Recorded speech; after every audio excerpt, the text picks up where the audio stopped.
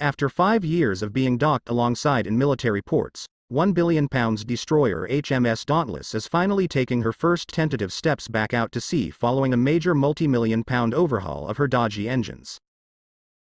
The high-tech Portsmouth-based warship set sail from the Camel Laird shipyard, in Birkenhead, yesterday afternoon to begin a major series of tests. Barring her trip from Portsmouth to Birkenhead, it is the first time the vessel has been at sea since 2016, following a deployment to the Gulf. As previously reported, Dauntless had spent years in limbo awaiting a huge refit of her engines, which suffered from an embarrassing design flaw that has seen some Type 45 destroyers breaking down in warmer waters.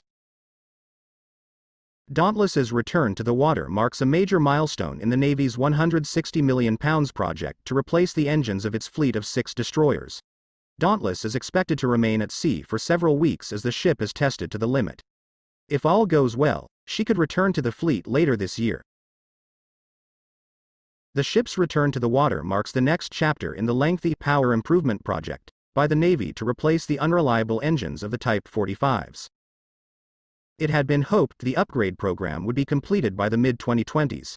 However, the project has been beset with delays and setbacks and won't be completed until 2028. The upgrade program was branded an absolute disaster earlier this year by Admiral Lord Alan West, a former First Sea Lord. In a bid to speed up the upgrades, dockyard workers from Portsmouth have been drafted in, with defense giant BAE Systems switching some of the power upgrade work from Camel Laird to Portsmouth Naval Base. Among those destroyers to be switched included HMS Dragon, the third Type 45 to undergo the improvement work following on from Dauntless and HMS Daring.